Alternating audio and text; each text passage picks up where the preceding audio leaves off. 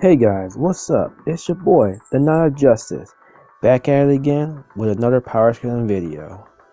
It's been a while since I've been on YouTube. A lot of things has happened in my life. I've been through a lot of changes and self-reflections, moving, and I've been sick, and I've just been going through a lot of things. But thankfully, all those things have suppressed themselves, and I'm able to go and try to get some content out there for you guys.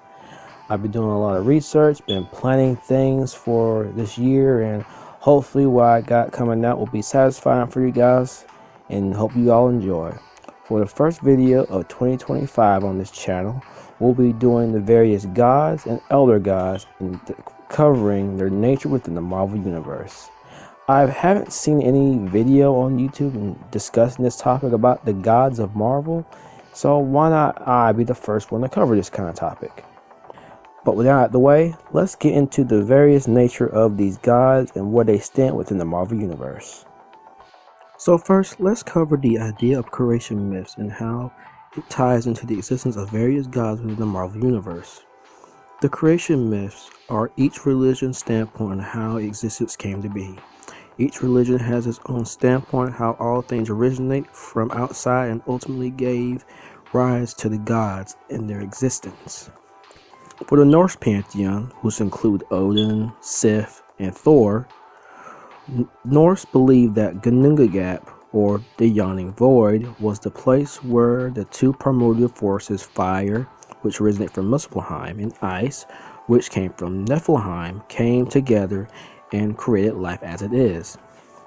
Odin and his brothers, Vili and Ve, slew the giant Ymir and gave birth to the universe. From his blood and body, they created heaven and earth. In Native American religion, the Great Spirit made the world within his light.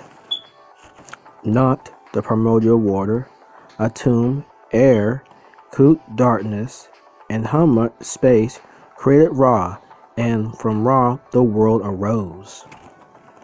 We also have the beings known as the Builders, and at the dawn of everything, they exist. They were the first race, the oldest living thing in the cosmos.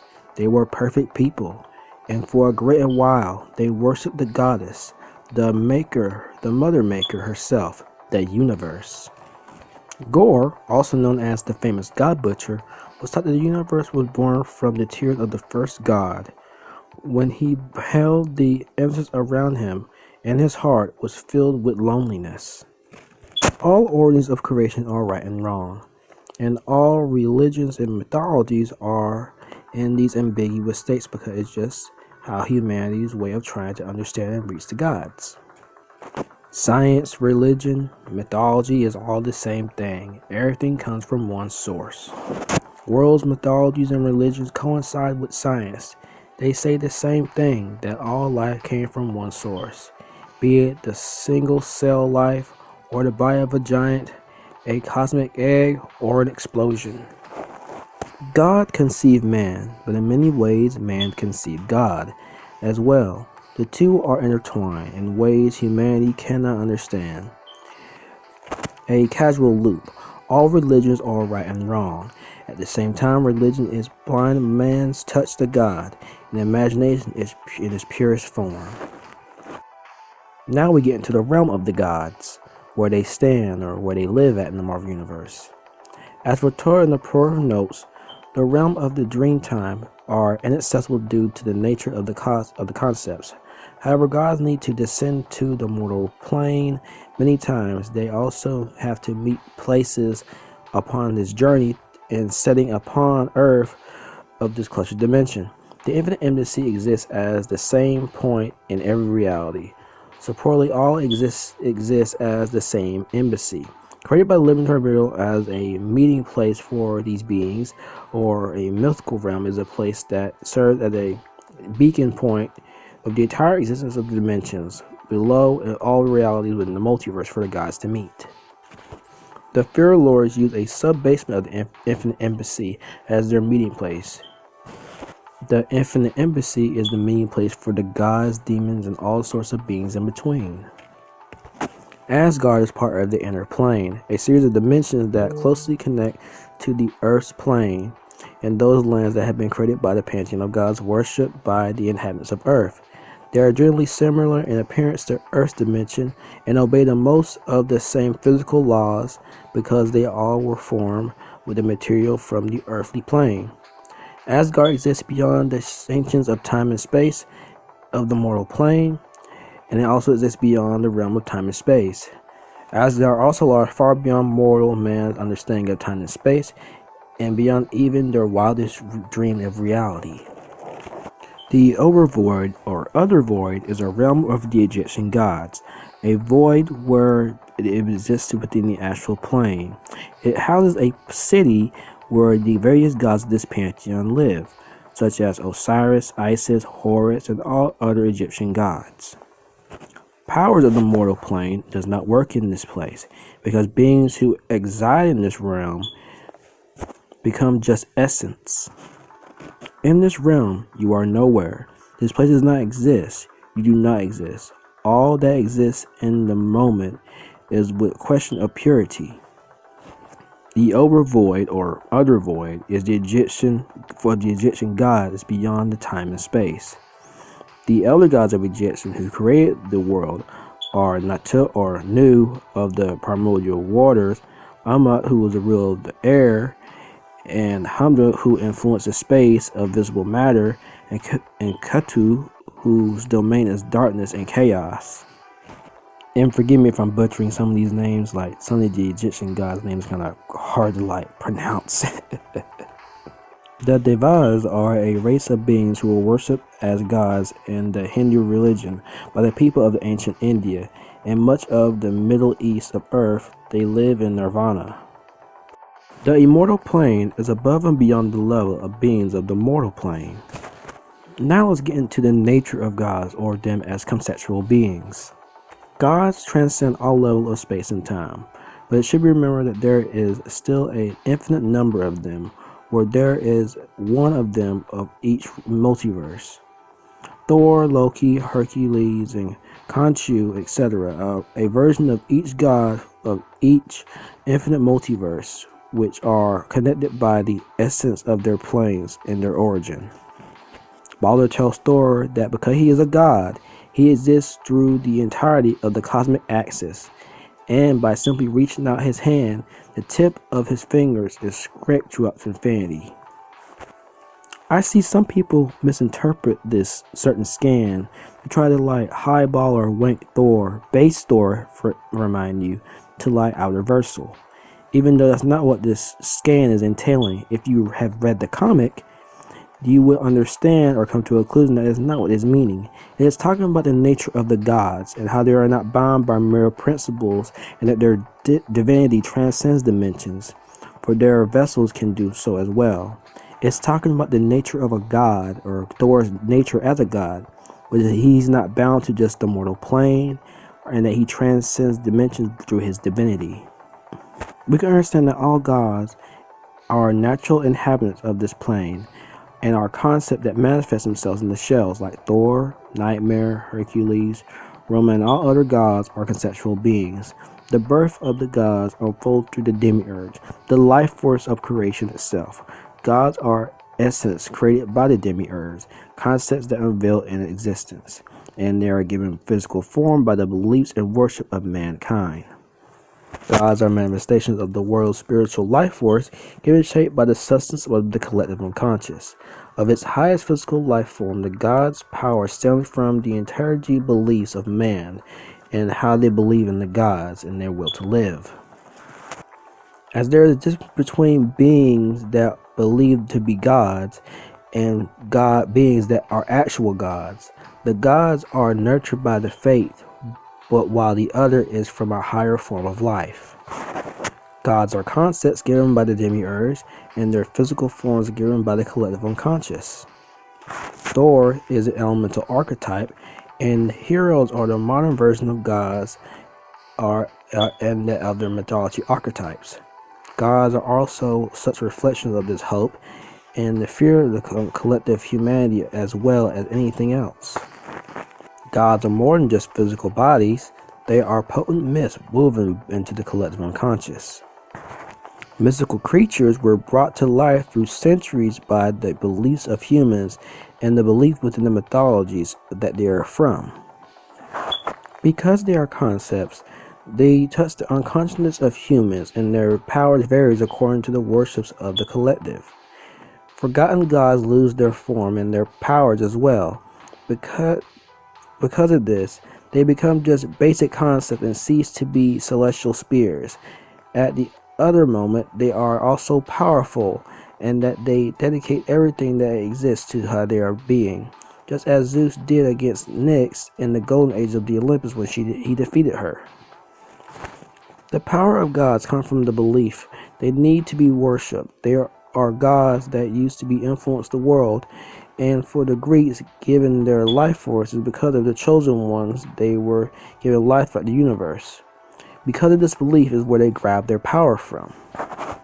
They are abstract concepts shaped in extra-dimensional energies, interact with realities from the perspective of humans. Because of that is how the collective interprets them. Archetypes that project reality and their roles on all planes of existence. Nightmare is a conceptual entity. His existence is as much as important as the existence of eternity itself. Surtur is a force of nature with limitless power and a physical foe. The physical body of mythical beings are extra-dimensional representation of abstract concepts. Ares is a concept of war personified on every plane of reality and every future as well. Even across time is nothing to him, and the concept of time itself is meaningless. And each one of these gods has their role to play within the multiverse. Gods are not only concepts and archetypes, they are also hyperstories. Gods are stories that are well told to themselves, and they are also potent myths woven into the collective unconscious of humanity's stories that grow to various ideals of themselves as well. Magic is the imposition of a narrative upon reality. Creatures of magic, gods, is the creatures of such stories. Gods are legends, stories so good and powerful, and one that the universe believes them. They show that the magic is so good that they come to life. Those eldest tales echo over air, mind, space, and time, to very beginning of things. Their stories so big and mad and brilliant that goes back in time and changes other stories. Now you see that gods are not only just concepts or abstract beings, they are also living stories. Their narratives are alive. That their stories is also what gives them life, as well as belief within the collective unconscious. Gods can have many amounts of power depending on the worship they receive, because they are fragments of the one above all. When someone is praying over the name of some god, he is summoned to a piece of that contained in the whole. Thor, for example, with just one prayer was able to defeat an entire pantheon, and it was thought that the same prayer with his existence continued. Becca and Donald Blake prayed to the one above all and called for the power present within humans and gods, the power of creation of himself. By calling this power, he responded by nurturing or giving Thor this power to help the fight against glory. All gods are just factions of the one above all. They are a part of him, as with everyone else in Marvel. Just like how everything within eternity is a part of him, or everyone is a part of eternity, the same thing goes for the gods or everything about abstracts who are a part of the one above all.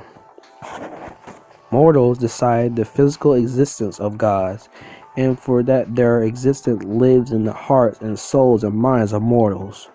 One of the greatest secrets of the cosmos is the fact that the gods use hosts or embodies. These bodies are usually discarded when they die and go through to a new one.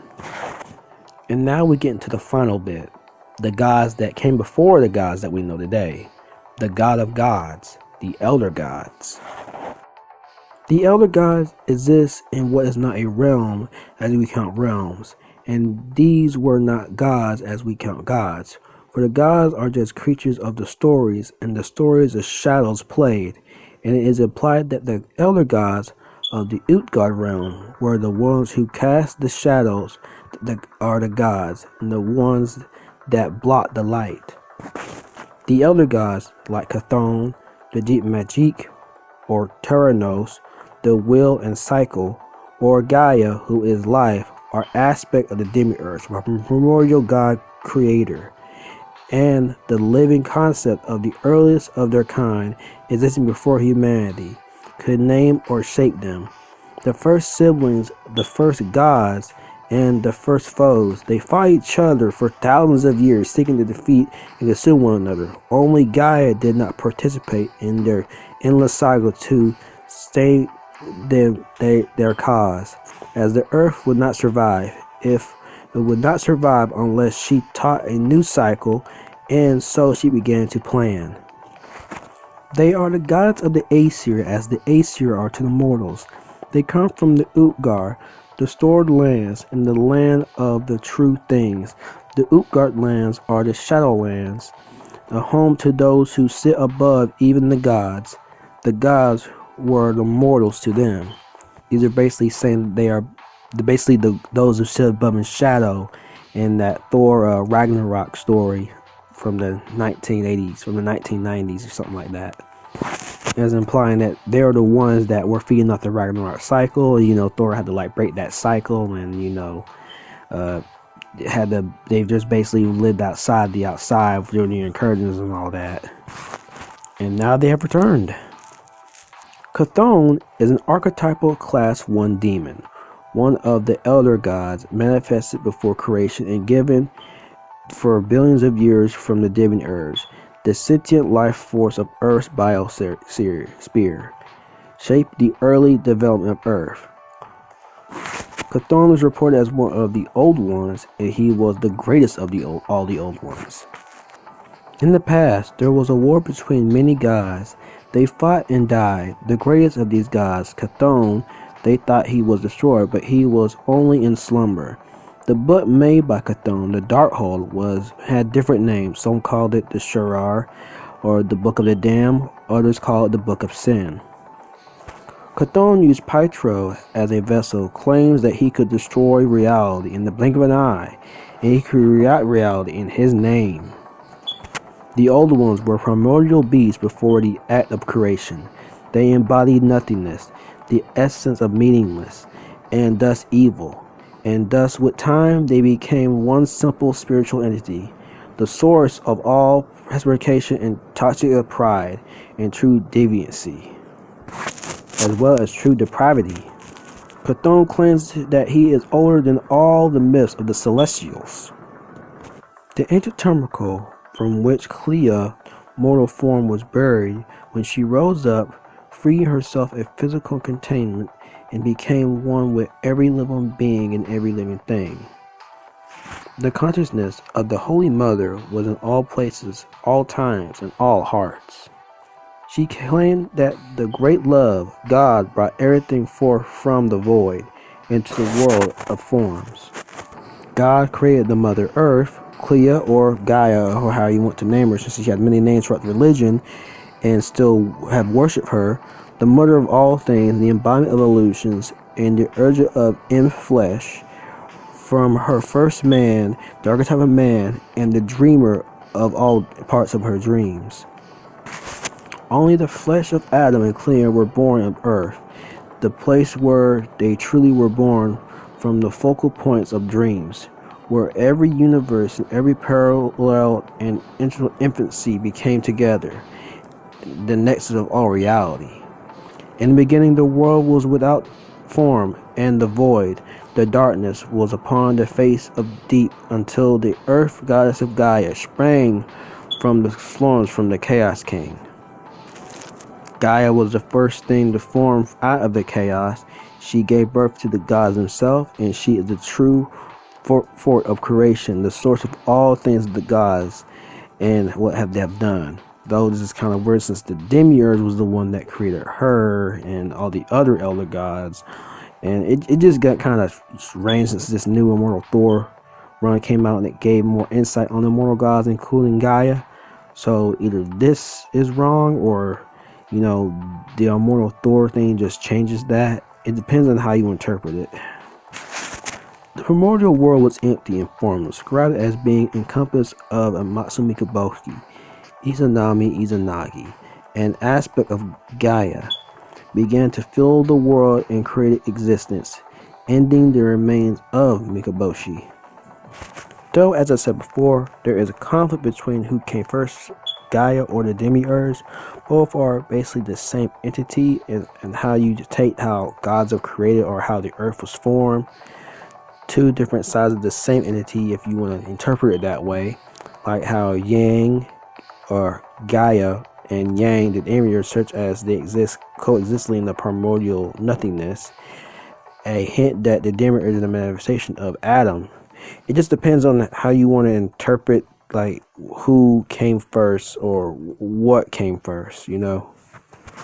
But however you want to interpret, like, how Earth came to be or how the gods came to be, either it lies to Gaia being the originator or it lies to the demiurge being the originator. But most people conclude that the demiurge is what is responsible for, like, the gods and the elder gods. But with all that out of the way, that is the end of the video. I hope you all enjoyed and got some insight on the various gods and the elder gods of the Marvel Universe and the ideas that they stand for and what their places are. This is my first video for 2025, and I hope I did a good job. I did the best I could with the information I got, and I hope to do more of these later on in the future. I got some more plans of videos coming out later on, and just be on the lookout for that. If you like the video, please hit like, share, and subscribe, and also comment down below on what you'd like to see in the future and how you thought the video was. And I'll see you all next time. Peace.